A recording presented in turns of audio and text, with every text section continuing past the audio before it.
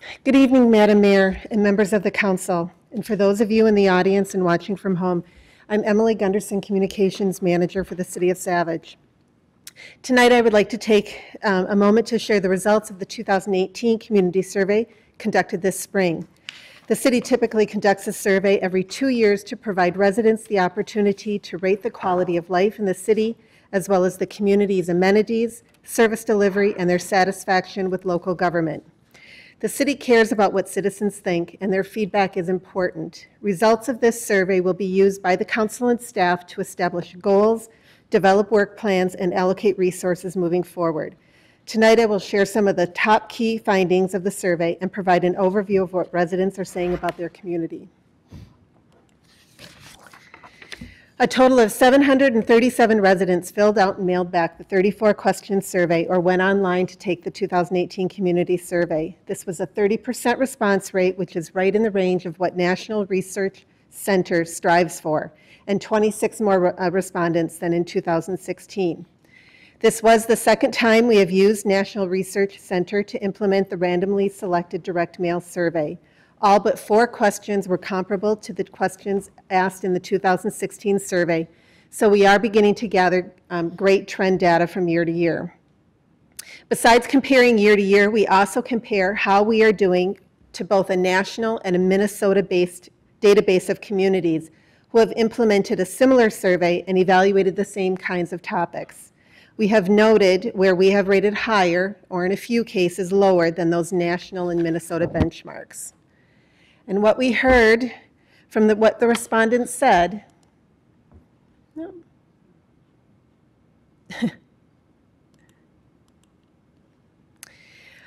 City of Savage has a lot of great things going for us and some opportunities for improvement. And again, I'll touch on 4 of the key findings and then some of the opportunities for improvements.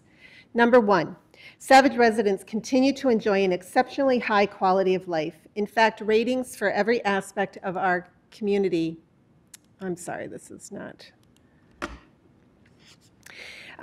aspect of what makes our community livable, attractive, and a place where people want to be increased since the last survey in 2016. 91% of the community feels that the overall quality of life in Savage is excellent or good.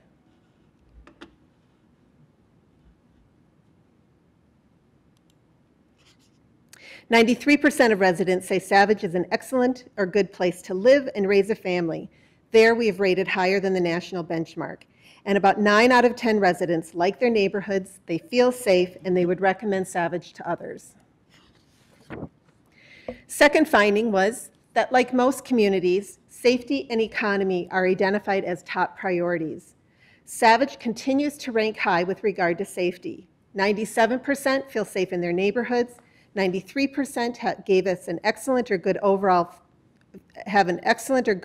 feeling of safety in Savage, and 89% said they felt safe in the downtown and the commercial areas. Regarding public safety services, we also ranked high. 94% feel the fire department provides good or excellent service. 92% rate the police service as excellent or good, and 85% rated our crime prevention programs as good or excellent, which is, again, higher than a national benchmark. These ratings are all very similar to where we ranked in 2016.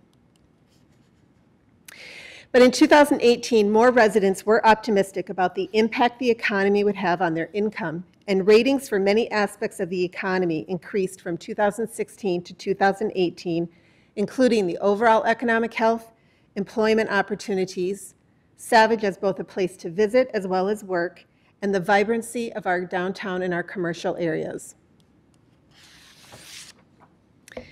The third finding is that it's evident that our residents continue to value our rich parks and recreation programs and facilities, as well as natural open spaces and the quality of our overall natural environment. Overall natural environment, cleanliness, and air quality in Savage were notably positive. Air quality in Savage was actually higher than the national benchmark. Overall, parks and recreation ratings were stable from 2016. Almost all residents had visited a park in the last year.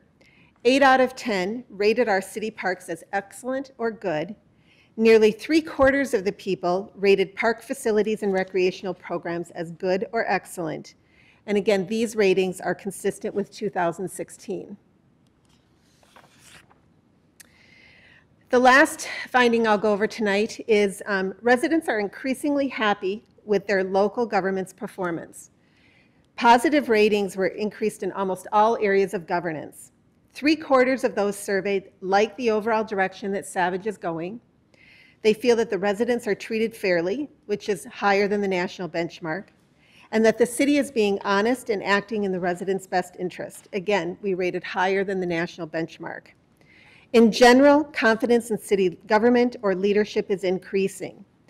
Maybe this is attributed to the AAA bond rating that the city received earlier this year. And while we appreciate the good that is happening, and we recognize that it's our responsibility to continually improve and seek out ways to serve the Savage community better while being fiscally responsible. When it comes to our city services, 85% of the community felt that the quality of our city services was excellent or good, and 84% gave the overall customer service by Savage employees an excellent or good rating. However, city services like snow plowing, street cleaning, street repair, sidewalk maintenance, and street lighting were rated lower in 2018 than in 2016. We all remember the winter of 2018. It was tough, not just because of the amount of snow, but also because of the frequency of the snow events. Also, it's important to remember that our city has grown and changed since the last time we had a winter like this. Over the next several months, it is our plan to look at our current street maintenance policies and procedures. We will analyze the effectiveness of the current snowplow districts, and we will evaluate the classification of our roadways based on current traffic patterns to see how we can better meet the needs of our community today. As I had mentioned before, ratings for our parks and recreation areas were consistent with ratings from 2016. 85% rated our city parks excellent or good, and again, 3/4 of residents rated our recreational facilities as excellent or good. And while the majority of our residents are satisfied and engaged with our current parks and recreation offerings, this does not mean that we can't do better.